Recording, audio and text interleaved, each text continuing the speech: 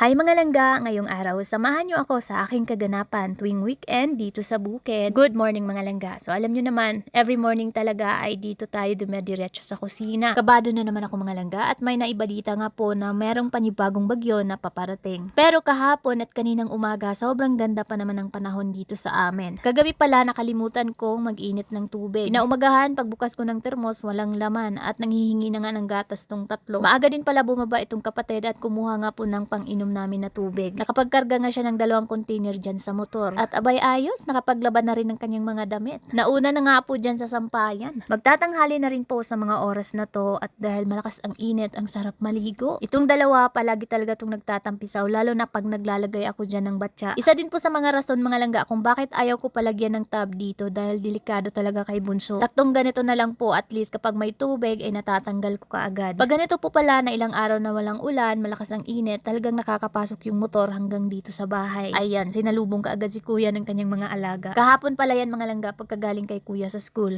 Nakakatuwa lang at hindi po siya mapagod kakalakad hanggang dito sa bahay. So kanina, natapos na rin po akong makapaglaba ng uniforme niya. Wala pa ngang 2:00 ng hapon ay talagang natutuyo na po lahat. Mga ganitong oras, after ng lunch, ang sarap talaga sana matulog. Pero kailangan natin gumawa ng mini vlog kaya i-record na natin to. At dahil Sabado nga rin po ngayon, tayo ay magpaplansya. Pagpasensyahan nyo na yung paligid namin at ngayong araw pa lang po kami magwawalis. Dito po ako magpaplansya sa kabilang kusina kasi uling yung gagamitin natin at dito po ako magpapabaga. Kaway-kaway po sa mga kapwa ko taga-bukid na hanggang ngayon hindi pa rin abot ng kuryente. Okay na rin po itong mga langga at sobrang laki talaga ng tipid. Nung nakaraang video, ang daming nagtatanong tungkol dito. Ito po pala mga langga ay plansya di uling. Yes po, magpapabaga lang tayo at ilagay natin yung uling dyan sa loob. At dahil hindi naman natin kontrolado ang init nito, dapat kaunti lang muna ang ilagay natin. Pagdamihan mo kasi, sobrang lakas na ng init mga langga at masusunog na yung damit. Inusog ko na nga itong mesa at kumuha na rin po ako ng kumot. Hindi naman po ako every weekend magpaplansya mga langga. So kunwari, this week nagpaplansya ako,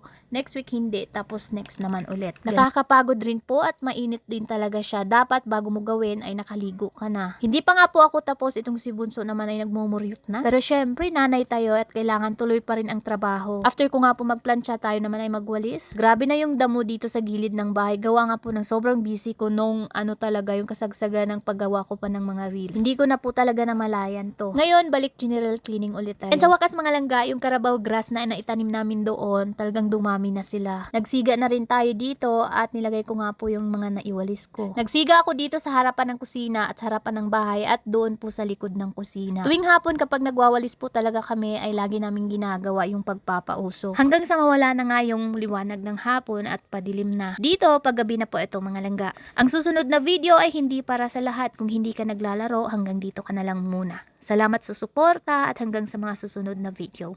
Bye-bye! I-share ko pala sa inyo ang bagong laro ngayon. Ito po ang Super Ace game. Paalala lang po na ito ay libangan lamang. Bawal seryosohin at para lang sa may mga extra income. Bawal sa bata at ito po ay pangpalipas oras lamang. Mag-buy bonus tayo mga langga at mag-bet lang ako ng 200. Tingnan natin kung mananalo tayo. Mamili po pala ako ng mga masiswerteng mag-share sa video na to. Try nyo rin, baka kayo na ang susunod na swertehin.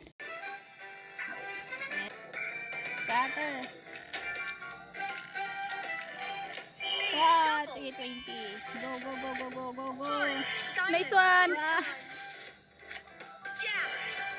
Yay, that's one. Yes. Yes. Nice one, guys. Nice one. Iubos eh.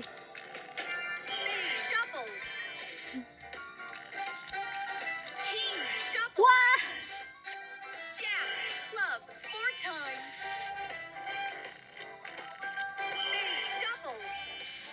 Wow! Yay!